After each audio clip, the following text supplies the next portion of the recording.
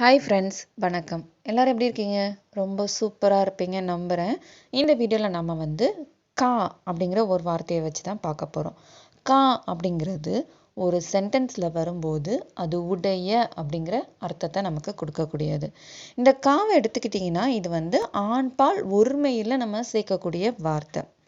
பொதுவாக இந்த வார்த்தையானது இப்போ மைன், தும், ஆப், ஹம் இது கூடலாம் சேரும்போது எப்படி மாறுது, இது சென்டென்ஸில் எப்படி நம்ம யூஸ் பண்ணுறோம் அப்படிங்கிறத தான் இந்த வீடியோவில் நம்ம தெரிஞ்சுக்க போகிறோம். ஃபர்ஸ்ட்டு மைன், அது கூட கா சேரும்போது மேரா அப்படின்னு வருது.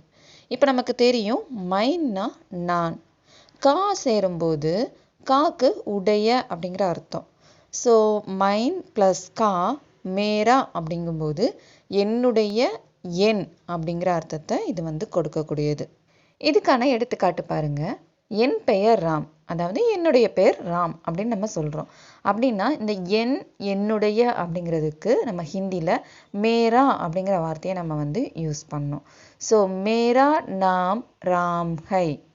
இது என்னுடைய நாய், this is my dog. So இது அப்படிங்கிறதுக்கு யக். என்னுடைய அப்படின்னு சொல்கிறதுக்கு மேரா. டாக் அப்படிங்கிறதுக்கு குத்தா ஹை. யக் மேரா குத்தா ஹை. அடுத்த வார்த்தை பாருங்க, தும். தும்னா என்னது? நீ.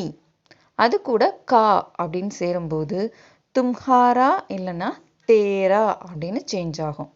ஸோ இந்த தும்ஹாரா அப்படிங்கிறது உன்னுடைய, உன்.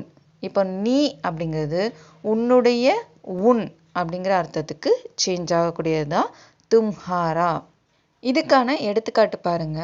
உன்னுடைய பெயர் என்ன? What is your name? இப்போ தும்ஹாரா அப்படிங்கிற வார்த்தையை நம்ம யாருக்கு யூஸ் பண்ணுவோம்? நம்மளோட சின்னவங்களுக்கோ இல்லை நமக்கு சமமானவங்களுக்கோ தான் நம்ம யூஸ் பண்ண போகிறோம். ஸோ இந்த உன்னுடைய அப்படிங்கிறதுக்கு தும்ஹாரா நாம் கியா ஹை. தும்ஹாரா நாம் கியா ஹை. நெக்ஸ்ட் பாருங்க, ஹம் கூட கா சேரும்போது ஹமாரா அப்படின்னு சேஞ்ச் ஆகுது. ஹம்னா என்னது? நாங்கள். இது கூட உடைய அப்படின்னு சேரும்போது நமது, நம்முடைய இல்லைன்னா எங்களுடைய அப்படிங்கிற அர்த்தத்தை கொடுக்குது.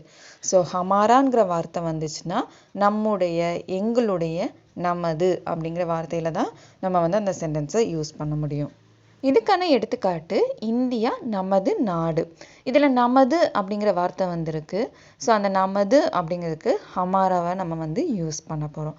ஸோ இந்தியா அப்படிங்கிறதுக்கு பாரத், நமது அப்படிங்கிறதுக்கு ஹமாரா, நாடு அப்படிங்கிறதுக்கு தேஷ் ஹை.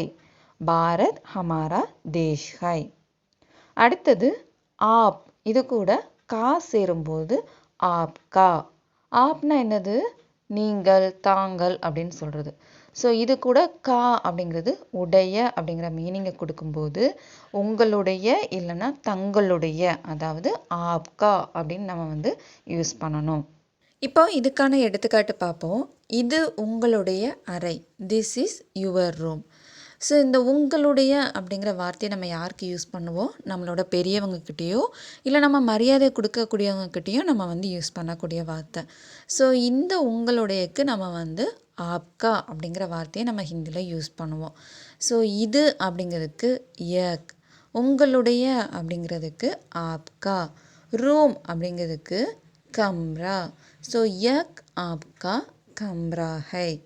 ஸோ இந்த மாதிரி நாம் மேரா, ஹமாரா, தும்ஹாரா, ஆப்கா இந்த வார்த்தையெல்லாம் நம்ம எப்படி யூஸ் பண்ணோம் அப்படிங்கிறத இந்த வீடியோவில் நம்ம தெரிஞ்சுக்கிட்டோம். இந்த வீடியோ உங்களுக்கு ரொம்ப யூஸ்ஃபுல்லாக இருந்துக்குன்னு நினைக்கிறேன். தேங்க்யூ.